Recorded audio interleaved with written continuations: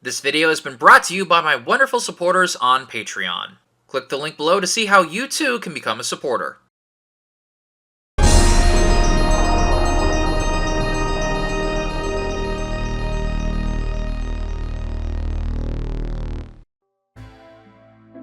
When it comes to Disney, one of the most common observations is the fact that Mickey is best friends with a dog, while he also owns a pet dog. It's something a lot of people have joked about time and time again. Mickey's a mouse, Donald's a duck, Pluto's a dog. What's Goofy? Goofy's a dog. He's definitely a dog. He can't be a dog. He wears a hat and drives a car. And even Disney themselves eventually got in on the act. God, that's weird. What the hell is Goofy? Welcome to the confusing world of furry confusion. A trend where a show set in a world full of walking, talking animals also has proper feral animals, usually as pets. It's a very long and convoluted rabbit hole that presents way too many questions about the world presented to you. Arthur is probably the biggest offender of this, so much so that it has its own separate page on TV tropes. Arthur owns a dog named Pal, while Binky, Fern, and Prunella are also dogs. Francine owns a cat, while Sue Ellen also exists, and speaking of Sue Ellen, she tries going vegetarian in an episode, which not only is technically impossible for cats to do, it leads to a really out-of-nowhere discussion about not wanting to eat other animals because their friends are all animals, and I should probably stop while I'm ahead. You want to know why I gave up eating meat? Because there are some animals whom I consider friends, so I lost my taste for eating them. Now, while Arthur does get super confusing with how the rules of anthro animals work, it's not above making fun of it from time to time. This is only good weather for ducks. Beautiful weather, huh? Huh? It might be a messy and confusing world, but at least it's open to mocking themselves about it being a messy and confusing world. You can't really say the same thing about Danger Rangers in that regard. Every animal we've seen in this show up to this point has been properly anthropomorphic. Sure, that doesn't explain why the faces on Mount Rushmore are all human and the Statue of Liberty is also a human, but at the end of the day, they're only minor exceptions. Then the idea of doing an episode all about the do's and don'ts of owning a pet came to be, and honestly, I don't even know anymore. Originally airing July 21st, 2006, this is Dog Days. We open much like we did in the previous episode, Savo waking up Sully as the Rangers are scheduled to be special guests at a local county fair for a dog show. After an admittedly well-animated bit of Sully getting dressed, he meets Kitty out in the hall.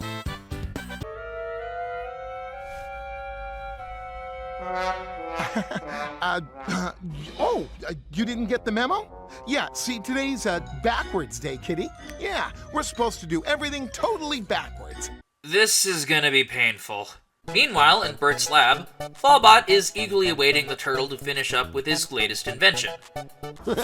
Easy, Fallbot. You'll blow a circuit board. Now get ready. This is my greatest Danger Ranger invention since I invented you. I kinda figured that, but hey, new lore is always appreciated around here. Bert finally reveals his newest creation, a robot dog. Hey, he's a computerized robot like me!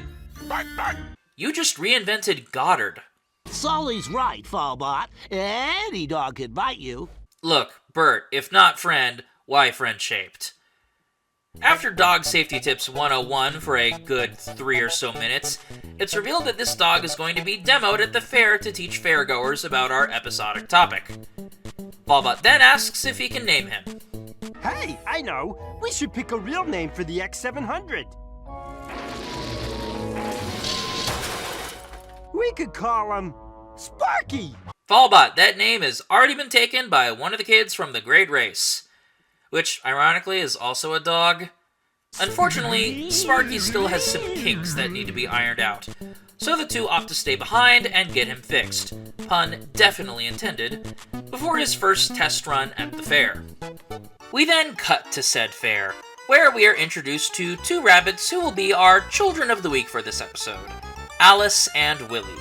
While Alice is psyched to see the Rangers in person, Willie is bummed that they don't have a dog of their own for the Pooch Parade, citing their parents not thinking they're responsible enough for one yet. Give me a break. Some of those kids are younger than me and they already have dogs. Hey, everybody! Hi, Frank. Look who just arrived. Danger Ranger, Furry, and Kitty. Our MC for the event is Mr. Sherman, the owner of a dog adoption center. As the Rangers hand out complimentary doggy treat bags for all of the dog owners, Willie gets an idea and runs off with the bag and his sister in tow. Willie brings his sister to an alleyway, where a stray dog is currently picking through trash. Alice rightfully tells Willie that the dog has no collar or leash, but the young rabbit pays her no mind, citing his familiarity with the dog on his way to school. See? He likes us. I call him Rufio, after one of the Lost Boys, because he's a lost dog. Get it? I wasn't asking for a hook reference, but thank you for it regardless. Using the dog treats as bait, Willie guides Rufio back to the fair with a reluctant sister in tow. By the time they get back to the Pooch Parade tent, Alice points out that Rufio needs a leash. No problem. One leash coming up.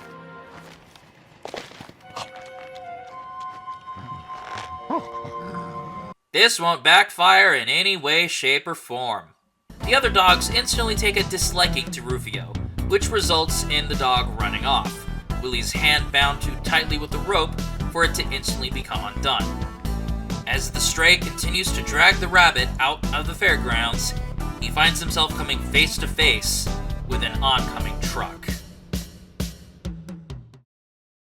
Our new storyboarder for this episode is John Dorman. While Dorman is yet another Filmation alumni, mainly on Fat Albert, his first job was actually on The 9 Lives of Fritz the Cat. You know, the other Fritz the Cat movie? In the 80s, he would jump ship over to Ruby Spears, where he would work on their adaptation of Heathcliff, Thundar, Goldie Gold, and Mr. T. But during all of that, he managed to find a position as a storyboard artist for the Canadian cult classic Heavy Metal, specifically the Tarna segment. Once the 90s rolled around, Dorman would go freelance and apply to whatever project was looking for open hires. This resulted in a hodgepodge of credits, including The Swan Princess, All Dogs Go to Heaven 2, the Jumanji cartoon, RoboCop Alpha Commando, and Pocahontas 2. After landing a steady job storyboarding Seven Little Monsters, Dorman continued to freelance up until his death in 2011. He was only 58.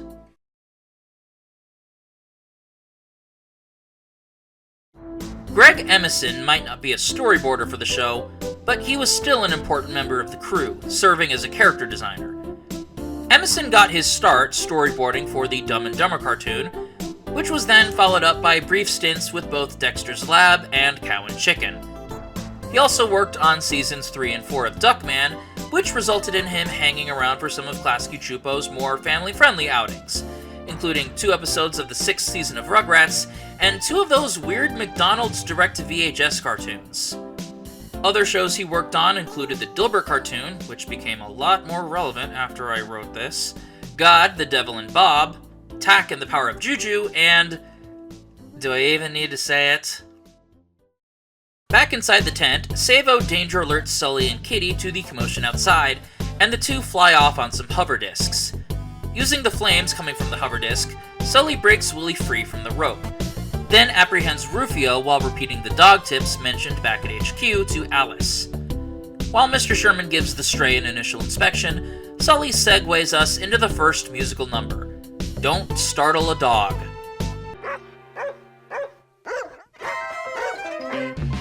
Dogs are great. Dogs are fun. There's things to know when you get around one. Not all dogs you meet will be gentle and nice. Well, one of these songs had to be the worst of the bunch, and unfortunately this is the worst one.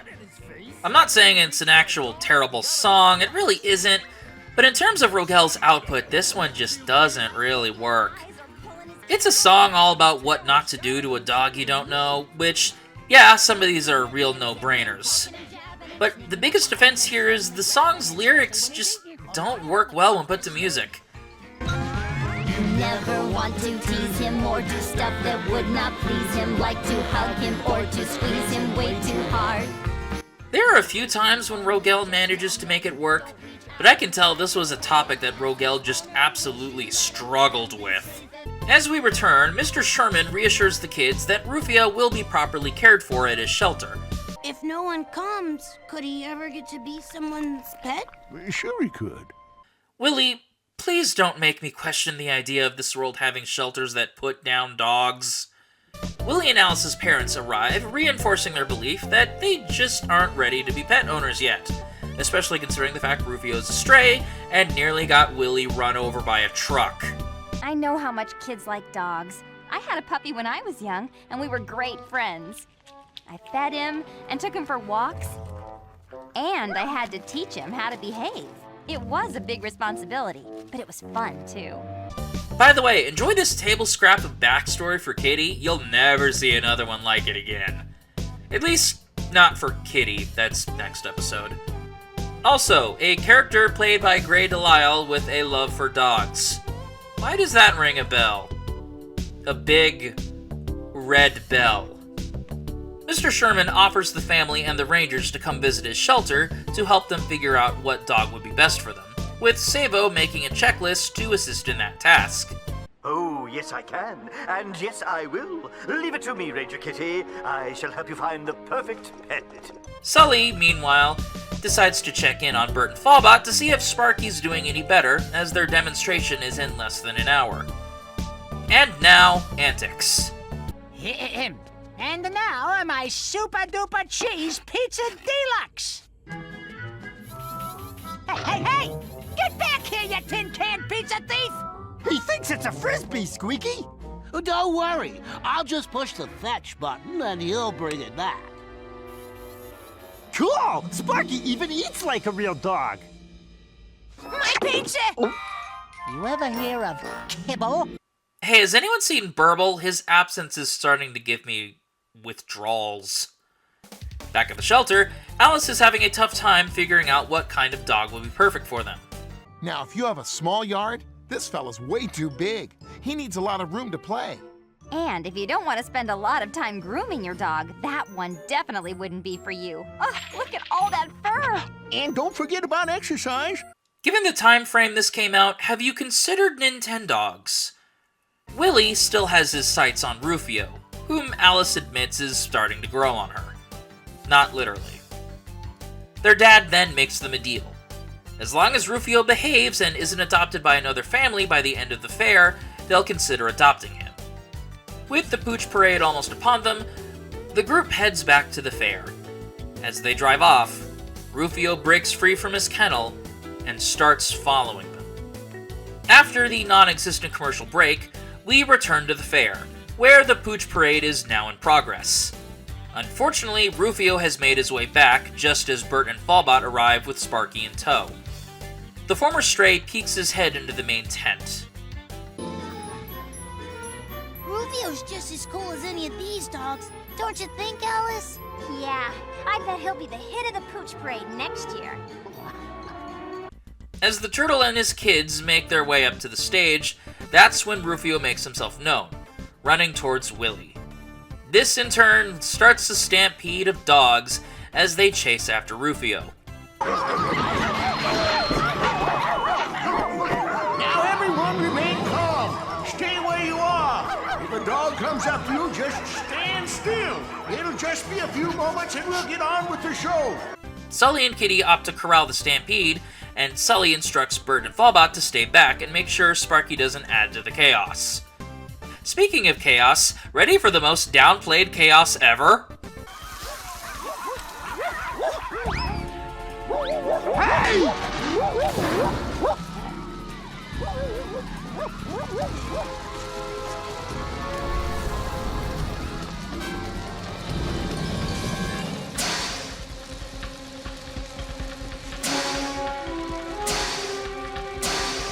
Oh, thank goodness, I was worried there for a second.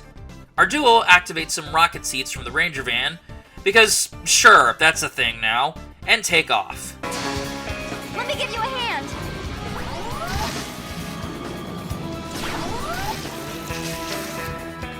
Podorf, your music doesn't really fit the situation. Here, allow me.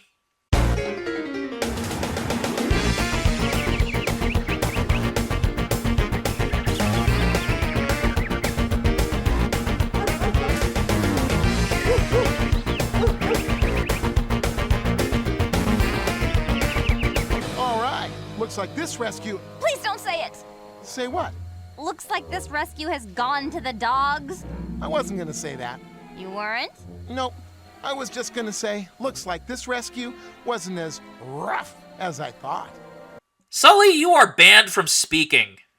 With the non-existent threat now neutralized, Mr. Sherman's ready to take him back to the shelter. Despite not really doing much to warrant it outside of listening to a very half-baked song, Kitty awards the two safety seals of approval. God, they're just giving them away like prizes in a cereal box at this point. And as a bonus, Fallbot lets the two borrow Sparky for the time being to help them get used to being dog owners before they get the real thing. We cut to later that night, where, oh, okay, I guess Alice and Willie had Sparky for all of 10 minutes because they already have Rufio now. Sure, whatever. Oh, thank God Burble's here. Honey, where the hell were you? This episode has sucked without you. Wait, what's happening? Moms and dads, boys and girls, and dogs of all shapes and sizes! The Danger Rangers present every dog lover's favorite game show! Figure it out wild style? Please? Wheel of And here are your hosts, Ranger Squeaky as the lovable Max Toupee! Get out of here. I love yous like my mother. Get out of here. Go on, witches. And Ranger Gabriella as his... Oh, GB, sweetie, that's cultural appropriation. Okay, I'm just gonna speed through this because I think this episode is starting to do things to me. Recap of all the dog tips we've heard throughout this episode, but presented as a cheesy game show with extra cheese, because it's squeaky. Let's just cut to the last musical number. A dog is a love sponge. Love sponge. You know your dog is just a love sponge. All you got to do is love him a lot. And baby, you got a best friend. I'm surprised it took this long, but A Dog is a Love Sponge is a solo for Gray, singing a song about a raccoon child getting a dog and growing up with it, all while taking proper care of him. This is another favorite of mine, mainly because it's nice to let Gray, a proper singer-songwriter who has her own music albums, get a song all to herself for this show. Plus, the song is just so feel-good that I don't even mind the fact there's not really much of a moral lesson to this one. It's just a fun, cute little song about owning a dog. And you can't get any more wholesome than that. Loyal to me, and all I've gotta do is just be good to him, see? 'Cause he's a love sponge. Love sponge, yeah. Who gives his loving to me. I want a love sponge, yeah. He wants some loving, you see. I want a love sponge, yeah. He gives his loving to me. I want a love sponge, yeah. Everybody loves a love sponge. And with that, the episode ends. Okay. Let's just get this out of the way. Gregory Stevens once said that every show, no matter how good it is, always has its worst episode. Dog Days has overtaken The Great Race as the show's worst episode. There are a handful of reasons why, so let's go over them one by one, shall we? For starters, much like The Great Race, the plot is razor thin. Kid wants dog, kid finds dog, dog causes problems. That's the whole plot of this episode summed up in 9 words. And the Sparky subplot goes absolutely nowhere. The way he's introduced in the opening makes you think he'll play a more important role, but outside of one quick scene back at HQ, he stays unimportant to the plot until right at the very end, when he's just randomly given to the kids as a practice dog, and even then, come nightfall, they already have Rufio. So why does this dog even need to exist? And speaking of the plot, not a whole lot really happens in this one. At least the Great Race had something going on with the Rangers trying to figure out why a bunch of kids were suddenly jaywalking across the city. Here, you get a brief bit of suspense with Willie almost getting hit by a truck, and then the episode tries to make the dog stampede at the end seem more dangerous than it should be, with Podorf's best background music and a flaming banner that only sets a single hay bale on fire. Could the writers not think of something a bit more intense? Wouldn't it be a bit more dangerous if some actual tents caught fire? Or maybe the sight of a flaming banner being dragged around could incite panic in fairgoers, resulting in even more chaos for the Rangers to contend with? And third, and most importantly third, this topic was just not a proper fit for the Danger Rangers world. Up until this point, as mentioned before, we have never seen any sort of pet in this show. And all the episodes from here on out will also remain petless. Pets only exist in this episode and this episode alone, solely to fit the topic of the day. Now, don't get me wrong, the importance of responsible pet ownership is something a lot of people need to learn when taking care of a pet, and it's important to know what to do when an unfamiliar dog starts invading your personal space, but this show just isn't the one that should be talking about this. I'd expect something like this on Zaboomafoo or Sesame Street, somewhere where humans are present, teaching this to human children and or puppets. I shouldn't be learning about how to take care of a pet dog from a world that has walking, talking dogs. Hell, there's a dog in attendance at this dog show. How does he not see anything wrong with this? Unlike with The Great Race, I do not have a rewrite for this episode.